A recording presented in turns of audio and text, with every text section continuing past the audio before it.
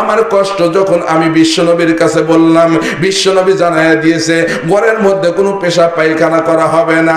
মনিব রে, আসিয়া যখন উট ছাগল ভেড়া দুম্বা গুলাকে বলছি, আল্লাহর কসম করে বলি, যেদিন রাসূল যেদিন বলেছেন পেশাব পায়খানা করা যাবে না, সেই দিন থেকেই একটা পশু রাত্রিবেলা পেশাব পায়খানা করে না।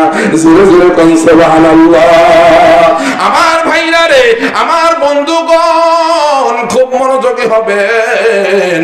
উমাইয়া মনে মনে চিন্তা করে, এই কষ্ট দিয়ে বেলালকে ঠিক করা যাবে না। কথা কোন ঠিক নেবে? বাংলার জমিনে যেই সমস্ত ওলামায়ে কেরাম কোরআনের পক্ষে কথা বলে ভাইজান, সেই সমস্ত ওলামায়ে কেরামকে তো জেলখানা নেওয়া হয়।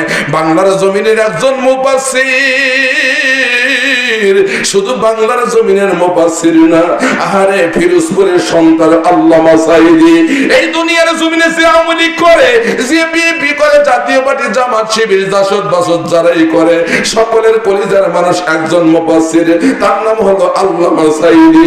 বাংলার জমিনের সন্তান, সারা বিশ্বের মধ্যে কোরআনের তাফসীর করেছে 50 বছর। কথা বলেন ঠিক না বেঠিক? উমাইয়া মনে মনে চিন্তা করে, এ বেলাল, তোমাকে এমন কষ্ট দেব, আরে ঈমান আনার মজা তোমার ছেড়ে যাবে। আপনি বলুন তো, যারা ঈমানদার হয় এদের কষ্ট আছে না নাই? জোরে বলতে হবে, আছে না নাই? ও বন্ধুরে, 4 জন লোককে ঠিক করলো। জোরে কোন কয়জন? আরো জোরে কোন কয়জন?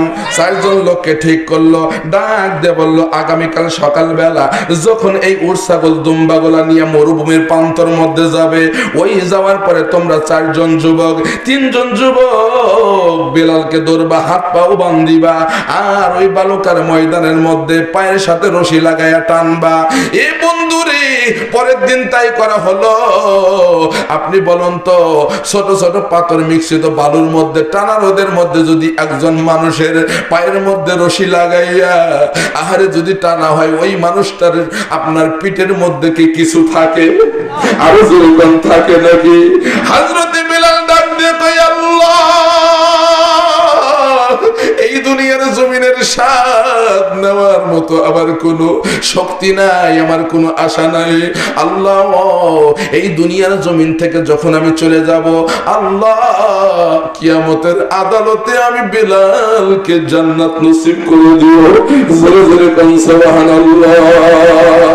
এ ডুমুর গোলামের মায়েরা, ছেলেদের কথা শোনাইতেছি, মা, তোমাদের মতো মা তো দুনিয়ার জমিনে অনেক মাই ছিল। মা, মা গো মা, আমি বেলালের ঘটনা পরে আসছে।